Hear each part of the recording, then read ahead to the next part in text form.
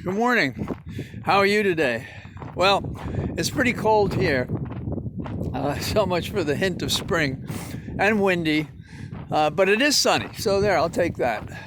I thought Congress shamed all of us yesterday by refusing to stay on the job, responding to the rumor that something was going to happen.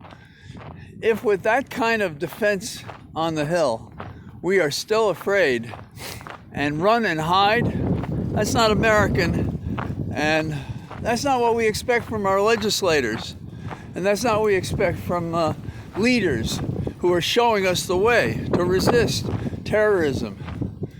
And you can't pretend to be in a fight. You have to commit yourself to it. And thoughts are things, and if you do, it makes all the difference. The fact that nothing happened yesterday is a result of the fact that what we were doing was working. I saw this, I was on the Hill on 9/11, and I stayed in my office, and some of my office mates, I was the chief of staff for Congresswoman Zoe Lofgren, they asked why was I staying. I said the terrorists had won already. People are fleeing government buildings all across D.C., proving how vulnerable we are, how easily vexed we are, how cowardly we are. I said, that's not acceptable. And they said, well, are you being brave? And I said, I don't think anybody's going to bomb the Cannon House office building, maybe the Capitol, but even that. And I said, certain things you have to do. You just have to do them. They're important to do. Okay, so that's number one. Number two, sort of in the same topic, was a story from CNN that I found very encouraging. And I've described it as, it looks like they're chasing the suits. That is, those people on and off Capitol Hill on the day of the insurrection, the attempted coup, who found support from elected officials and from others in D.C. for their attempted coup. Now, they're checking telephone, they're using the kind of cell phone devices that allow them to check with towers and to place somebody at a place at a time. And you may remember that Senator Hawley, who was one of the people who gave aid and comfort, in my opinion, just by persisting after the riot in demanding that we not recognize Biden as the president-elect when we counted the electors. Well, he seemed pretty nervous at the hearing the other day about how this technology worked and whether or not it was permissible and admissible. Well, it's very possible they went out and got search warrants, and that's why the FBI director was, kind of careful about describing what he knew and how much he knew.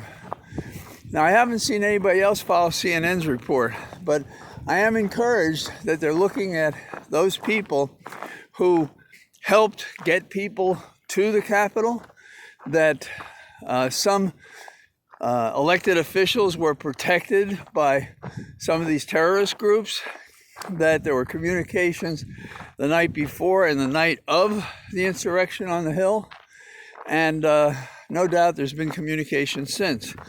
All these things are being checked. What I found over a period of time, since I was a young puppy lawyer to now, is that conspiracies are found out when somebody who is involved in it comes forward and spills the beans. And it strikes me that there are some of these people who are offering strange stories like, oh, I just went there because, I was in town or something like that, including that character with horns out of his head. He can't figure out who he is. And I don't know that he's a ringleader, but we have seen, the Oath Keepers and Proud Boys, and, these people seem to have connections with elected officials. And I think their thinking was, we're going to get away with this, so it's worth the risk. Well, we're going to make it not worth their risk. I'm counting on Merrick Garland coming into office and continuing to support the prosecutors and the FBI that are looking at these things, that we're going to get more people who are going to cooperate and tell us what happened that day. We're going to find more documents and telephone records and emails, and people are going to talk, and that's going to give us a chance to show America and the world that we're serious about our democracy.